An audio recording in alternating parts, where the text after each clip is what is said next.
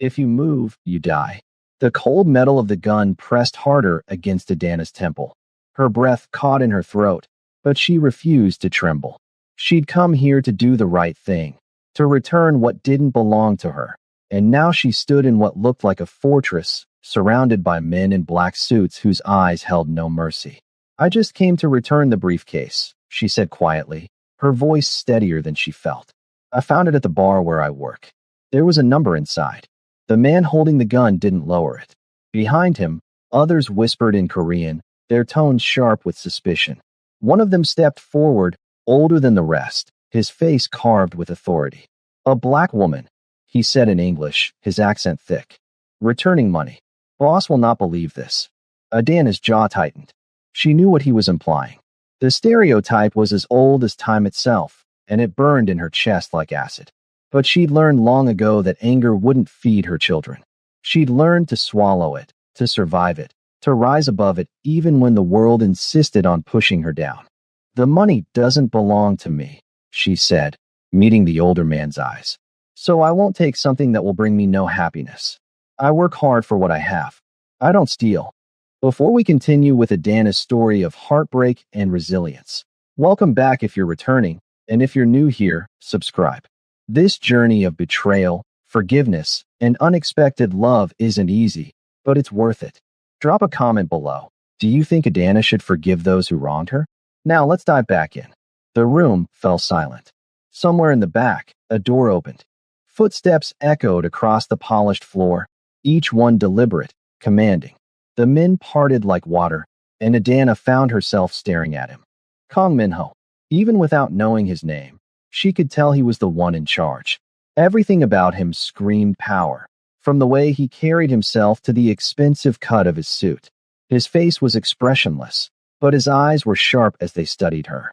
"You're the one who called." His English was flawless, his voice smooth but edged with something dangerous. "Yes, I found your briefcase at the bar after closing. I thought someone might need it." "You thought someone might need $2 million?" He stepped closer, and Adana forced herself not to step back. "You didn't think to keep it? To solve your problems?" How did he know she had problems? But then again, one look at her probably told him everything. Her uniform from the bar was wrinkled from a double shift. Her shoes were worn at the heels. The exhaustion she carried was written in every line of her face. "My problems are mine to solve," she said. "Not with stolen money." Something flickered in his eyes. Surprise, maybe. Or interest. He studied her for a long moment, and she felt exposed under that gaze, like he could see through her skin to all the broken pieces she kept hidden. "What's your name?" "Adana." "Adana." He repeated it, and the way he said it made something flutter in her chest that she immediately pushed down. This man was dangerous. Everything about this situation screamed danger. "You can go, Adana. Thank you for your honesty." She nodded, turning toward the door, desperate to escape before her legs gave out. But his voice stopped her. "However, I'm curious. Very curious about you." Those words followed her all the way home, echoing in her mind as she climbed the 3 flights of stairs to her apartment. She was so tired she could barely see straight. But sleep wouldn't come easy tonight. Not after what had happened. Not after looking into those eyes and feeling something shift in the air between them. The apartment was dark and quiet. Mrs. Chun, her elderly neighbor who watched the twins when Adana worked late, had left a note saying Kofi and Amma were already asleep. Adana crept into their small bedroom, her heart squeezing as she looked at her babies curled up together. Kofi's inhaler sat on the nightstand, a constant reminder of how fragile life could be. She brushed a curl from Amma's forehead and pressed a kiss to each of their cheeks. "Mama loves you," she whispered. "Everything I do is for you." She'd been 19 when her life shattered. 19 and studying nursing at university in France. So close to finishing her degree. So close to making her mother's dream come true. Her mother, who had died bringing her into this world, whose last breath had been Adana's first. Her father, Mr. Lee, had loved her desperately because of it, had poured all his grief and love into raising her. But then he'd remarried. Celeste's mother had been elegant and cold, and Celeste herself had inherited that coldness. From the moment they'd moved into Mr. Lee's home, Celeste had looked at Adana with unveiled hatred. Not because of anything Adana had done, but simply because of what she was. Because her skin was dark and Mr. Lee's love for her was bright, and Celeste couldn't stand living in that shadow. The party had been Celeste's idea. A celebration before final exams, she'd said with a smile that didn't reach her eyes. Adana had been reluctant, but Sophie, who was Celeste's friend and the only one who'd ever been kind to her, had convinced her to go. Just for an hour, Sophie had promised. You deserve to have some fun. She remembered the drink tasting strange, remembered the room spinning, remembered waking up in a bed that wasn't hers, her body aching, her mind foggy with horror and confusion. The man was already gone, but his scent lingered on the sheets, and she'd known with terrible certainty what had happened. She'd stumbled home in the early morning light, and Celeste had been waiting with their father. The lies had poured from Celeste's mouth like poison. Father, I tried to stop her, Celeste had said, tears streaming down her face in a performance worthy of an award. She's been sneaking out for weeks, going to clubs, meeting men. I didn't want to tell you because I hoped she'd stop, but last night she didn't come home at all. Mr. Lee's face had crumbled. Adana, is this true? No, father, I swear. Celeste took me to a party. Someone drugged my drink. I don't remember. Don't remember? Celeste had laughed bitterly. Or don't want to admit what you did. Father, she's lying to cover up her reckless behavior. Everyone at the party saw her flirting, drinking. I wasn't. Enough. Mr. Lee's voice had cracked like thunder. Adana had never heard him sound like that, so full of disappointment and rage. I raised you better than this. Your mother would be ashamed. Those words had cut deeper than any knife. Adana had stood there, watching her father's love turn to disgust, and she'd known that nothing she said would matter. Celeste had planned this perfectly, and Mr. Lee believed every word. When she discovered she was pregnant 6 weeks later, everything had fallen apart completely. Mr. Lee had called her a disgrace to their family name. He'd told her to leave and never come back, that she was no longer his daughter. She'd packed a single bag and left France with nothing but the clothes on her back and a baby growing in her belly. No, 2 babies. The ultrasound had shown twins, and Adana had cried for hours in that clinic. How could she raise one child alone, let alone 2?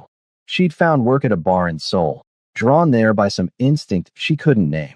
Maybe because her father was Korean, and some part of her still felt connected to that heritage even after he'd rejected her.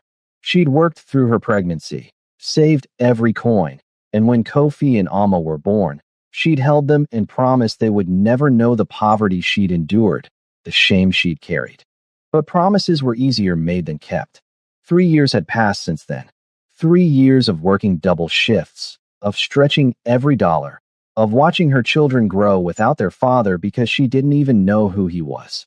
That night remained a blur of fractured images and nauseating fear. The knock on her door the next morning startled her from her thoughts. It was her landlady, Mrs. Park, and the woman's face was twisted with its usual greedy expression. Rent was due yesterday, Adana. I can't keep giving you extensions. I know, Mrs. Park. I get paid tomorrow. I'll have it then, I promise. Tomorrow isn't good enough. I want it today, or you're out. The woman's eyes were cold. I have other people interested in this apartment. People who pay on time. Adana's chest tightened. Please, just one more day? My children. Not my problem. Mrs. Park turned to leave, then paused. Actually, something strange happened this morning. Men in black suits came by. Very expensive looking. They asked about you. Fear shot through Adana's veins. What did they want? They asked if you lived here, how much your rent was. Mrs. Park's eyes gleamed with curiosity. Who are you involved with, girl? I'm not involved with anyone. But she knew. Somehow, she knew it was him. Kong Minho. He'd said he was curious about her. But this was something else entirely. This was invasion, surveillance. What did he want? She got her answer that evening when she arrived at the bar for her shift. Mr. Kim, the owner, pulled her aside with an odd expression on his face. Your rent has been paid, he said quietly. Adana froze. What? 3 years in advance. Men came this afternoon with cash. They said it was taken care of, that you shouldn't worry about housing anymore. The floor seemed to tilt beneath her feet. 3 years. That was tens of thousands of dollars. No one did something like that without expecting something in return, and the thought of what Kong Minho might expect made her stomach turn. I can't accept that, she said firmly. I need to pay it back. Mr. Kim shrugged. I don't think you understand what kind of man paid it, Adana. This isn't charity you can refuse. This is a gift from someone very powerful, and refusing gifts from powerful people can be dangerous. She worked her shift in a daze, her mind spinning. When she finally clocked out near midnight, exhaustion dragged at every step. She'd started doing food deliveries on the side to make extra money, and tonight she had one last order to drop off before she could go home to her babies. The address led her to an upscale neighborhood she'd never been to before. She balanced the food containers carefully as she approached the house, but before she could ring the bell, a familiar voice called out. Adana, is that you? She turned and felt her blood run cold. Celeste stood on the sidewalk, her mouth falling open in shock. She was dressed expensively, her fair skin glowing in the streetlight, her hair perfectly styled. Everything about her screamed wealth and privilege. What are you doing here? Celeste's shock quickly morphed into cruel delight. Oh my God, you're a delivery woman? This is too perfect. Move aside, Celeste. I have a job to do. A job? Celeste laughed, stepping closer. Is this what your life has become? Delivering food? How pathetic. How are your little mistakes doing? What were their names again? The bastards you had. Don't. Adana's voice came out low and dangerous. Don't you dare talk about my children. Why not? It's the truth, isn't it? You got pregnant like a fool and ruined your life. Father was right to disown you. Celeste's smile was venomous. I heard one of them is sick too. Asthma, isn't it? Poor little Kofi, struggling to breathe. I wonder how you're managing to pay for his medication on a delivery woman's salary. Oh wait, you're probably not managing at all. The slap came before Adana could stop herself. Her palm connected with Celeste's cheek with a sharp crack that echoed down the quiet street. Celeste stumbled backward, her hand flying to her face, shock replacing the cruelty in her eyes. You bitch. Celeste lunged forward, her fingers curled like claws. But before she could reach Adana, a hand caught her wrist midair. The grip was firm, unyielding, and Celeste gasped as she was pulled backward. Adana's eyes widened as she saw him. Kong Minho stood between them, his expression carved from ice. He held Celeste's wrist with one hand, his entire presence radiating controlled danger. The air itself seemed to thicken with tension. If you touch my woman again, he said softly, his voice deadly calm, you'll discover why people fear my name more than they fear death itself. Adana's heart stuttered. Your woman? I'm not. He turned to her, and something in his eyes made her words die in her throat. There was possession there, protection, something fierce in claiming that she didn't understand but felt all the way to her bones. Of course you are my woman, he said, as if it were the most natural thing in the world. Then he turned back to Celeste, who had gone pale. Do we have a problem here? Celeste's mouth opened and closed. Her eyes darted between them, and Adana saw the exact moment recognition hit. Celeste knew who he was. Everyone in Seoul knew the name Kong Minho, the billionaire whose business empire stretched across Asia, whose connections ran deep into places most people didn't dare speak about. No problem. Celeste stammered, backing away. I didn't know she was. I didn't realize. You didn't realize she was under my protection? Minho's voice remained soft, but there was steel beneath it. Now you do. I suggest you remember that. Celeste practically ran back toward the house, and Adana heard her friend Sophie calling after her from the doorway. Sophie's face was white with shock, her eyes fixed on Minho with something like fear. The moment they were gone, Adana rounded on him. What are you doing here? And what gives you the right to call me your woman? I don't belong to anyone. You're angry. He didn't seem surprised or bothered by it. Of course I'm angry. You paid my rent without asking me. You've been having me watched. And now you show up and... She stopped, her hands shaking. I don't need your charity or your protection. I can take care of myself. Can you? He studied her face, and she hated how vulnerable she felt under that gaze. You work 2 jobs, you have sick children, and that woman just told you exactly how bad things are. When was the last time you slept more than 4 hours? When was the last time you weren't worried about money? That's none of your business. You made it my business when you returned my briefcase. He stepped closer, and she could smell his cologne, subtle and expensive. Most people would have kept it, used it to solve their problems. But you didn't. You did the right thing even when the wrong thing would have been easier. Do you know how rare that is? So you're paying my rent out of gratitude? She didn't believe that for a second. I'm paying your rent because I want to know more about you. Because something about you intrigues me, and I don't get intrigued easily. His eyes searched hers. That night when I saw you, you looked fearless. But just now, you looked broken down, timid. Don't let people like her make you small, Adana. You're stronger than that. Why? She asked. Does it matter?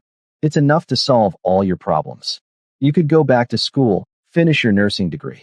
Your son could get the best treatment for his asthma. You could give them everything. Everything except the truth. Everything except their father, though Adana still didn't know who that was. Everything except the life they'd started to build here, fragile as it was. No, Adana said. Celeste's face twisted with fury. What do you mean, no? Are you stupid? This is more money than you'll ever see. The answer is no. Adana met her stepsister's eyes steadily. I don't know what you're afraid of, but I'm not running anymore. I've spent 3 years running from what you did to me. I'm done. You're making a mistake. Celeste's voice dropped to something almost desperate. You don't understand what you're getting into. Just take the money and go. Get out of my bar. Celeste left, but the encounter left Adana shaken. Something was happening that she didn't understand. Currents moving beneath the surface that she couldn't see. That night, she held Kofi a little tighter as she gave him his inhaler treatment, watching his small chest rise and fall with each breath.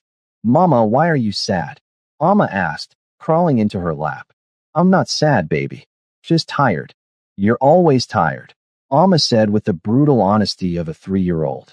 I wish someone could help you not be tired. 2 days later, someone did. But not in the way Adana expected. She was walking home from the market, Kofi's hand in hers while Amma skipped ahead, when a van pulled up beside them. Before Adana could react, men in masks jumped out. She screamed, trying to grab Kofi, but someone shoved her hard. She hit the pavement, pain exploding through her shoulder, and watched in horror as they grabbed her son. Kofi. She scrambled to her feet, but the van was already pulling away. Amma was crying, screaming for her brother. Adana pulled out her phone with shaking hands and called the police. But even as she did, she knew who was really behind this. Her phone rang an hour later. Unknown number. If you want to see your son alive, Celeste's voice said, cold and hard. You'll leave Seoul by tomorrow. I'll send him to you once you're gone. Cross the border into the next city, and I'll let him go. Celeste, please. Adana's voice broke. He needs his medicine. He has asthma. He could die without. Then you'd better hurry. The line went dead. Adana stood in her apartment, Amma clinging to her leg and sobbing, and felt the world crumbling around her. She had no money for a bus ticket, no way to track Celeste, no power at all. She was exactly what her stepsister had always said she was. Nothing, powerless, alone. Then her door burst open. Sophie stood there, breathing hard, her face streaked with tears. I know where Kofi is, she gasped. But we need help. We need Kong Min-ho. How do you? There's no time to explain. Come with me. Now. They ran through the streets, Sophie leading her to a building Adana recognized. The same building where she'd returned the briefcase. The guards tried to stop them, but Sophie was screaming Min-ho's name, and somehow they were let through. He was in a meeting when they burst into his office. Min-ho looked up, irritation flashing across his face, but it vanished the moment he saw Adana's expression. What happened? My son. The words came out broken. Someone took my son. Who? Sophie stepped forward. Before you ask how I know about your one-night stand 3 years ago, before you ask anything, you need to know that your son is in danger. Your son, Mr. Kong. Kofi is yours. The silence that followed was deafening. Min-ho's face went perfectly still, and Adana felt the world tilt sideways. What? She whispered. Sophie's words tumbled out in a rush. That night, Adana. The party. You were drugged and put in the wrong room. It was supposed to be empty, but it wasn't. Mr. Kong was there, drunk, and his men hadn't arranged anyone for him. But you were there, and she choked on a sob. I'm so sorry. I've lived with this guilt for 3 years. I should have stopped it. I should have saved you.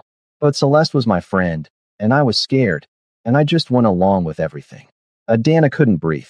The room was spinning. She looked at Minho and saw her children's faces in his features. Kofi's serious eyes. Alma's smile. How had she not seen it before? Where is he? Minho's voice was deadly calm. Where's my son? I think Celeste has him. She told me years ago what room she'd put Adana in. She didn't know you were the one in that room until 2 weeks ago when she saw you together. She's been terrified ever since. If Adana stays with you, if you find out about the children, Celeste loses everything. Her power over Adana, her position, all of it. Minho was already on his phone, barking orders in Korean. Within minutes, his men were mobilizing. He pulled up security footage, traced phone signals, used resources Adana didn't know existed. And all the while, she stood there, the truth crashing over her in waves. This man was her children's father. This powerful, dangerous man had been the one that night. He hadn't known. She hadn't known. But Celeste had figured it out, and now Kofi was paying the price for her sister's hatred. Found him. One of Minho's men called out coordinates. Abandoned warehouse on the city outskirts. They moved fast. Minho insisted Adana stay behind with Alma, but she refused. He's my son. I'm coming. The drive was the longest of her life. When they arrived, Minho's men surrounded the building. Through the windows, Adana could see Kofi, small and scared, sitting in a chair. Celeste stood nearby, pacing, her phone in her hand. Minho kicked the door open himself. His men flooded in, guns drawn, and Celeste screamed. Kofi looked up, saw his mother, and started crying. Mama! Adana ran to him, scooping him into her arms. His small body was trembling, and she could hear the wheeze in his breathing. I'm here, baby. I'm here. You're safe now. Minho walked slowly toward Celeste, who had backed against the wall. You kidnapped my son. I didn't know he was sick, Celeste said frantically. I wasn't going to hurt him. I just needed her gone. You needed what? To destroy your sister's life again. Minho's voice was ice. My men will take you to the police. You'll be charged with kidnapping. No, please. Celeste fell to her knees. I'll do anything. Please don't. But Minho had already turned away. He knelt beside Adana and Kofi, and for the first time, she saw his hands shake as he reached out to touch his son's face. He needs his inhaler, Adana said quietly. It's at home. My men will get it. And a doctor. We'll take him to the hospital now. Minho looked at Kofi, really looked at him, and something broke in his expression. I didn't know. All this time, I didn't know. They took Kofi to the best hospital in Seoul. The doctors treated him, gave him oxygen, stabilized his breathing. Alma clung to Adana the whole time, refusing to let go, and Minho stayed with them, his presence solid and unwavering. When Kofi finally fell asleep, safe and breathing easily, Minho pulled Adana into the hallway.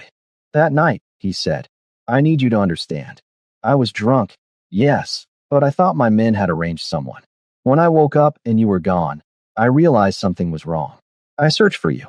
For months, I searched, but you disappeared because I was pregnant and disowned. Adana's voice was hollow. My father believed Celeste's lies. He thought I was living recklessly, sleeping around. He called me a disgrace. He didn't know the truth. No one knew the truth except Celeste and Sophie. Tears streamed down her face. You destroyed my life that night. I lost everything. My education, my family, my future. I know. His voice cracked. And I can never undo that. But let me try to make it right. Let me give you back what was taken. How? She laughed bitterly. How do you give back 3 years of struggling, of working myself to exhaustion, of watching my son fight to breathe because I couldn't afford better care? I'll send you to the best nursing school. I'll support your education, your career. I'll give our children everything they need. He stepped closer. And I'll find your father. I'll make sure he knows the truth. Why? Why do all this? Because they're my children. Because you returned my briefcase when you could have kept it. Because when I see you, I see someone who's been knocked down over and over, but keeps getting up. His eyes held hers. Because I want to know you, Adana. The real you. Not the broken, exhausted version your sister created. It took 2 days before Minho's investigators found enough evidence. Security footage from the party 3 years ago. Testimony from others who'd been there. Sophie's full confession. Everything pointed to the same truth. Celeste had drugged Adana and orchestrated everything. Minho called Mr. Lee himself. The old man arrived at the hospital pale and shaking. When he saw Adana with the twins, his legs nearly gave out. Adana. She stiffened but didn't turn away. Minho had shown him everything, told him everything. Mr. Lee knew now what his beloved stepdaughter had done to his real daughter. I'm sorry, Mr. Lee said, his voice breaking. I'm so sorry. I should have believed you. I should have known Celeste was lying. But I was blind, and I let my anger cloud my judgment. Can you ever forgive me? Adana looked at him for a long moment. She thought about hatred, about carrying grudges, about letting bitterness poison what remained of her life. Then she looked at her children, at Minho standing quietly nearby, and made her choice. Yes, father. I forgive you. Mr. Lee wept. He held her carefully, like she might break, and met his grandchildren for the first time. Kofi was shy, but Amma climbed into his lap and asked if he knew any Korean words. The old man taught her simple phrases, and Adana watched her father smile for the first time in 3 years. Celeste was arrested, but when the court date came, Adana did something no one expected. She asked the prosecutor to reduce the charges. Why would you do that? Celeste asked when they faced each other in a private room. After everything I did to you? Because repairing evil with evil solves nothing, Adana said quietly. You're my sister. You're broken and hurting, and sending you to prison for years won't fix that. It'll only make you hate me more. Celeste fell to her knees. I don't understand. I ruined your life. I destroyed everything you had. Why would you show me mercy? Because someone has to break the cycle. Adana knelt beside her. You hated me because of my complexion, because father loved me. But that hatred only hurt you, Celeste. It poisoned everything you touched. I'm choosing not to let it poison me too. I'm so sorry. Celeste sobbed. I'm so sorry. I was jealous and cruel, and I can't take back what I did. No, you can't. But you can move forward. You can choose to be better. The charges were reduced. Celeste served 6 months and entered therapy. When she was released, Adana was there waiting. It took time, but slowly, carefully, they began to rebuild something that resembled a relationship. Not sisters yet, maybe not ever, but something less broken than before. Sophie helped with that. She'd been carrying her guilt like chains, and Adana's forgiveness freed her. The 3 women met sometimes for coffee, navigating the complicated terrain of healing. Meanwhile, Minho kept his promises. He enrolled Adana in the best nursing program in Seoul. He made sure Kofi had the finest doctors, the best medication. He spent time with the twins, learning to be a father, teaching them Korean words, and taking them to parks and museums. And slowly, carefully, he courted Adana. Not with money or power, but with patience. He showed up at her classes with coffee. He watched the twins so she could study. He asked about her dreams, her hopes, what she wanted beyond survival. He let her see past the Mafia boss, past the billionaire, to the man underneath who'd been searching for her without knowing it. I don't know how to do this, she admitted one night after the twins were asleep. They sat on her small balcony, the city lights spread below them. I don't know how to trust you. Then don't. Not yet. He took her hand carefully. Let me earn it. Day by day, moment by moment. I'll prove I'm not the man who hurt you that night. I'm the man who wants to spend the rest of his life making up for it. It wasn't a fairy tale. There were hard days, arguments, moments when the past rose up between them. But there were also good days. Days when Kofi called him Appa for the first time. Days when Amma insisted on teaching him how to braid her hair. Days when Adana looked at him and felt something warm unfold in her chest that might have been love. 2 years later, she graduated from nursing school. Minho and the twins sat in the front row, cheering loudly. Mr. Lee was there too, tears streaming down his face as he watched his daughter achieve the dream that had been stolen from her. That night, Minho took her to the beach. The twins were with Mr. Lee, and it was just the 2 of them for the first time in months. I have something to ask you, he said. Adana turned to find him on one knee, a ring in his hand that caught the moonlight. I know I don't deserve you. I know the circumstances that brought us together were terrible, but you've taught me something important, Adana. You've taught me that people can choose who they become. That forgiveness isn't weakness, It's the strongest thing in the world. You chose to forgive your sister, your father, even me. You chose not to let bitterness define you. His voice shook. Will you choose me? Will you let me spend the rest of my life being worthy of you? She looked at him, this powerful man kneeling in the sand, and saw everything they'd survived to get here.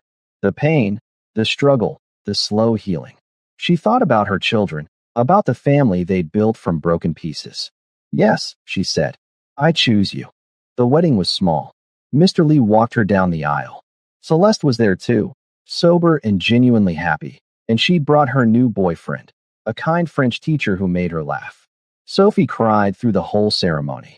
The twins wore matching outfits and carried rings on small pillows, taking their job very seriously. Adana finished her nursing program and got a job at a pediatric hospital. Minho supported her career while running his businesses. They raised their children together, teaching them both Korean and Igbo, making sure they understood both sides of their heritage.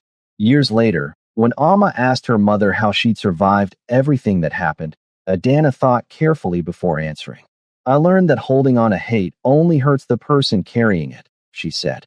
Your Aunt Celeste hated me for my skin color, and that hatred almost destroyed both our lives.